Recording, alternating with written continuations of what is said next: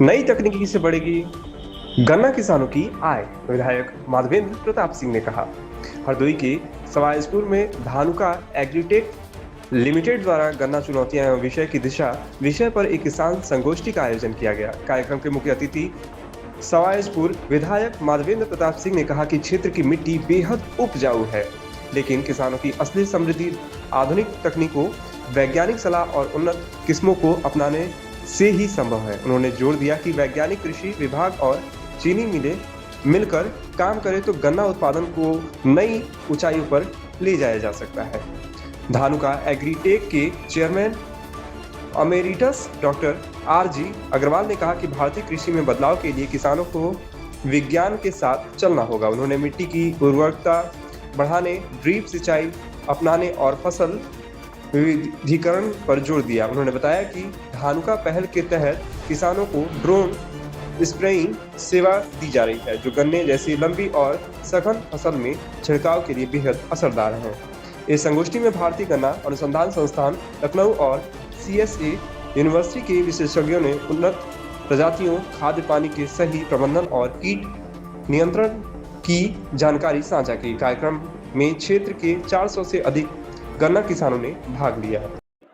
जी, ये हम इसी तरीके देखते रहे जिस प्रकार माननीय प्रधानमंत्री जी का कार्यकाल है।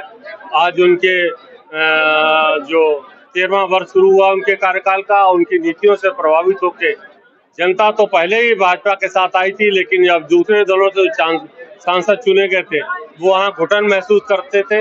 उन्हें लगता था कि मोदी जी भारत को आगे बढ़ा रहे हैं, तो क्यों न उनके साथ आया जाए, और उन्होंने अपनी अंतरात्मा की आवाज को चुना और आज वो प्रधानमंत्री जी के साथ आने को तैयार है। मैं उनको बहुत बहुत शुभकामनाएं देता हूँ, सभी सांसदों को।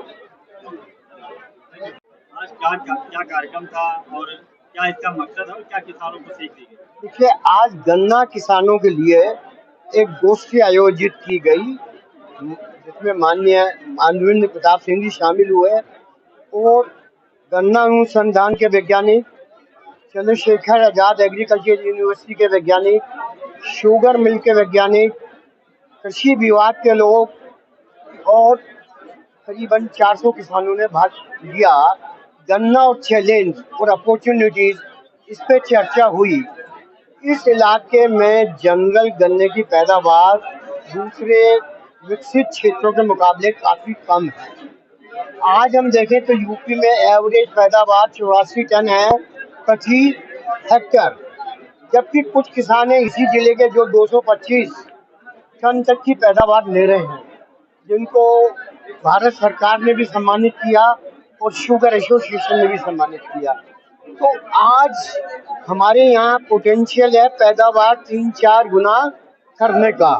अगर ये पैदावार 3-4 गुना हो जाए तो हमारे प्रधानमंत्री जी का जो विकसित भारत बनाने का सपना है 2047 तक, वो कृषि के माध्यम से पूरा होगा।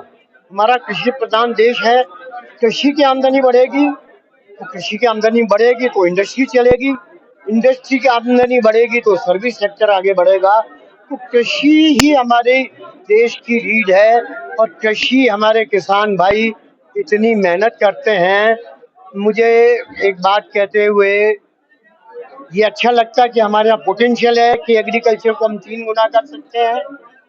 यूपी के माननीय चीफ मिनिस्टर योगी आदित्यनाथ जी ने भी लखनऊ के कार्यक्रम में, चीनी के कार्यक्रम में कहा था कि हमारी जमीन बहुत उपजाऊ है, हमारे पास बहुत पानी है और हम अपनी पैदावार 3-4 गुना कर सकते हैं।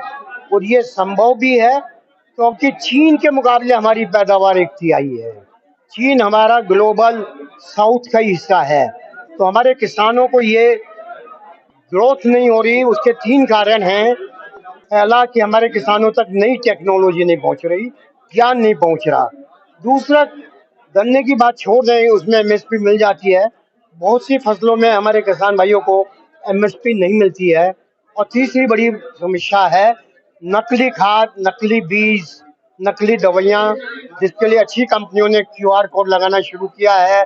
माननीय विधायक साहब ने भी कहा है कि किसान किसी भी डीलर के कहने की बात न माने। जो कृषि वैज्ञानिक हैं, भारत सरकार का कॉल सेंटर है, धानुका का भी कॉल सेंटर है, तो वैज्ञानिकों से सलाह लें और उसके हिसाब से खेती करेंगे तो उनकी आमदनी बहुत बढ़ सकती है।